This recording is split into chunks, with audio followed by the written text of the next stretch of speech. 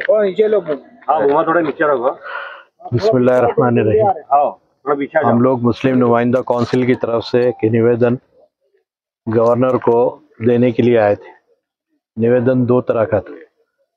एक निवेदन में हमने ये अपील की है गवर्नमेंट ऑफ महाराष्ट्र से कि पिछले 31 दिनों तक हम एक 4 डिमांड्स को लेकर कमिश्नर ऑफिस के सामने बैठे थे और वो 4 डिमांड को मुसलसल परसुएट करते करते पूरा 1 महीना गुजर गया, लेकिन शासन की तरफ से कोई इस पर कार्रवाई नहीं हुई है।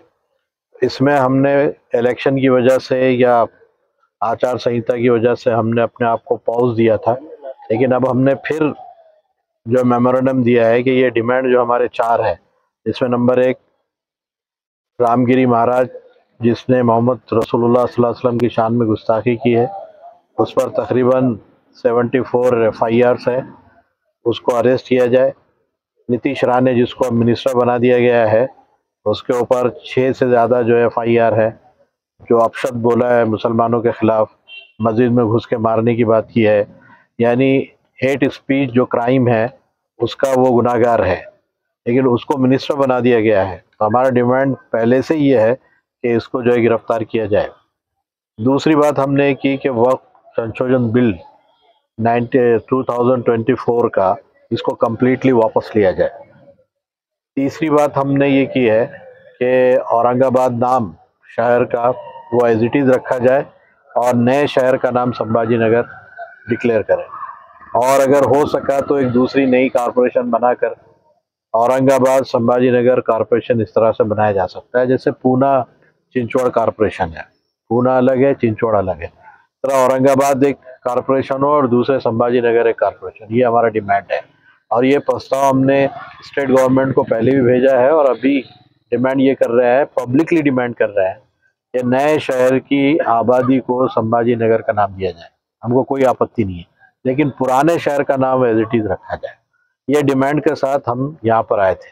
पिछले दिनों आपने देखा होगा हिंगोली में भी इस्लाम के ख़िलाफ़ में, बसमत के इलाके में इस्लाम के ख़िलाफ़ में अपशब्द कहे गए। तो ये जितने भी महापुरुष है या धर्मों के ख़िलाफ़ बात करने वाले लोग हैं, इस सिलसिले में गवर्नमेंट ऑफ महाराष्ट्र एक कानून पास करे, एक विधेयक लाए ख़ास तौर से स्टेट असेंबली में, जिसमें ऐसे तमाम लोगों को जो अपशब्द कहते हैं वो कम से कम 10 साल की सज़ा मिलनी चाहिए। तो कम से कम लॉ एंड ऑर्डर ठीक ठाक रहेगा। हर चौथे पाँचवें दिन कोई उठता है, बकवास करता है और चला जाता है, और फिर हमारा राजनीतिक एटमॉस्फेयर ऐसा है कि उसको जो है मिनिस्टर भी बना दिया जाता है। तो इसलिए अगर ये कानून रहेगा तो कम से कम मुंह को ताले रहेंगे और जो है व्यवस्था जो है ठीक ठाक चलेगी। ये डिमांड के साथ हमने यहाँ पे कमिश्नर ऑफिस में आकर मेमोरेंडम दिया है। राज्यपाल से हम उम्मीद करते हैं कि इसमें वो कोई एक्शन लेंगे। नीतीश राणे को मंत्री पद से हटाने की मांग है क्या? इसमें तो हम तो गिरफ्तार करने की मांग कर रहे हैं। पहले हटाने की तो पॉलिटिकल लोग सोचेंगे जिनके सर पे आके वो लोग बैठे हैं। हमने तो उसको पहले तो गिरफ्तार करने की बात की और वो भी अभी वही कर रहे हैं। सर, आप इन मुद्दों को लेकर जंजीर मुजाहरा चालू किया था, क्या वो मुजाहरा वापस चालू होगा?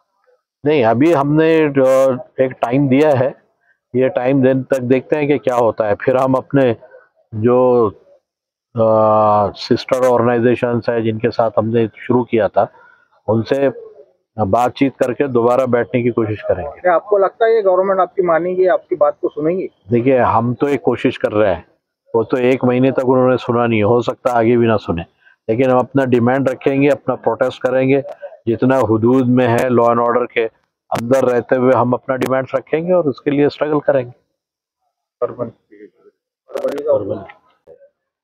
त्याबद्दल आम्ही महाराष्ट्र शासनाचे मुख्यमंत्रीला आणि गव्हर्नरला, राज्यपालांना एक निवेदन विभागीय आयुक्त मार्फत पाठवलेलं आहे, दिलं आहे आज।